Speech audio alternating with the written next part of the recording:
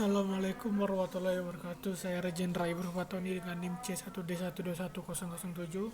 Mata kuliah Strategi Manajemen Business Evaluation dengan dosen pengampu Bapak Bambang Purnomo SCMM. Saya akan mempresentasikan hasil jawaban saya. Jelaskan apa itu implementasi strategi.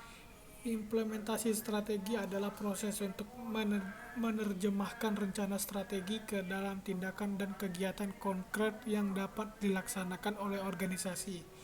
Hal ini melibatkan pengalokasian sumber daya, pengaturan tugas dan tanggung jawab, serta mengembangkan sistem pengukuran untuk memantau kemajuan dan mengatasi hambatan dalam pencapaian tujuan strategis. Kedua, jelaskan hubungan strategi dengan struktur organisasi menurut Chandler. Menurut Chandler, strategi dan struktur organisasi saling terkait erat. Strategi yang tepat membutuhkan struktur organisasi yang sesuai, dan struktur organisasi yang tepat dapat membantu mendorong strategi yang tepat. Chandler berpendapat bahwa struktur organisasi harus mencerminkan keunggulan kompetitif perusahaan, dan perubahan strategi harus diikuti oleh perubahan struktur organisasi untuk mengoptimalkan kinerja perusahaan.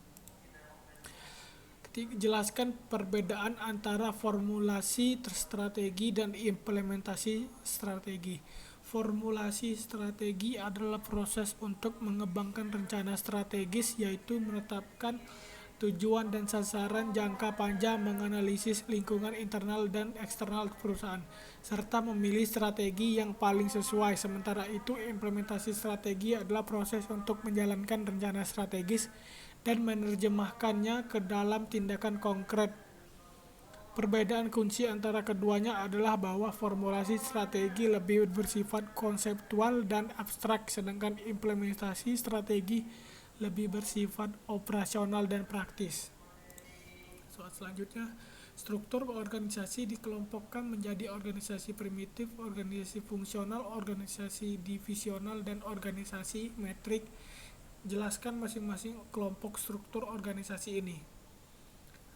Organisasi primitif adalah struktur organisasi yang sederhana dan bersifat tradisional, di mana tugas dan tanggung jawab berpusat pada pemimpin yang kuat. Contoh dari jenis ini termasuk bisnis kecil dan keluarga.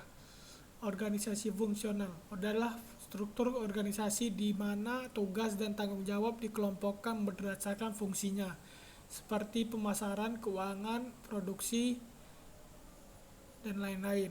Contoh dari jenis ini termasuk perusahaan besar yang terdiri dari beberapa departemen fungsional. Organisasi divisi adalah struktur organisasi di mana bisnis dibagi menjadi unit-unit yang mandiri, masing-masing dengan tanggung jawab sendiri dalam menghasilkan produk atau layanan. Contoh dari jenis ini termasuk perusahaan dengan beberapa lini produk atau layanan yang berbeda. Organisasi matriks adalah struktur organisasi di mana bisnis dibagi menjadi dua atau lebih dimensi, seperti produk dan wilayah geografis, dan karyawan dipekerjakan untuk bekerja pada proyek-proyek lintas fungsional. Contoh dari jenis ini termasuk perusahaan teknologi atau konsultasi yang mempekerjakan karyawan yang memiliki keterampilan yang berbeda. Carilah contoh struktur organisasi perusahaan. Berikut adalah beberapa contoh struktur organisasi perusahaan.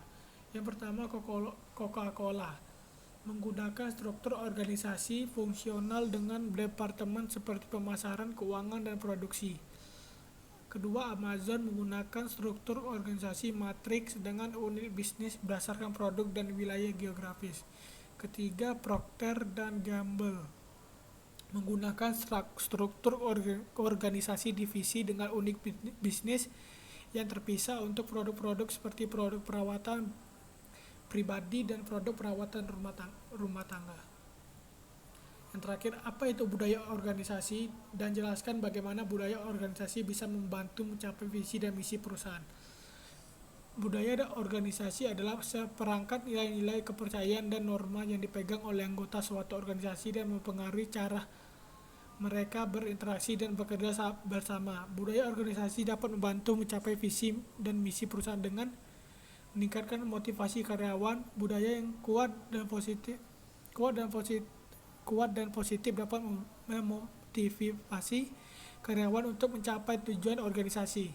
Kedua, meningkatkan kesesuaian. Budaya yang kuat dapat membantu memastikan bahwa keputusan dan tindakan karyawan selaras dengan visi dan misi perusahaan.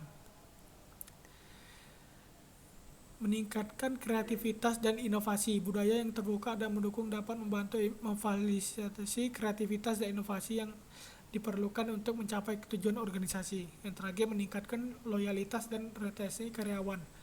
Budaya yang kuat dan positif dapat meningkatkan rasa loyalitas dan kepemilikan karyawan terhadap organisasi yang dapat membantu mengurangi tingkat turnover karyawan. Sekian, terima kasih. Saya akhiri. Wassalamualaikum warahmatullahi wabarakatuh.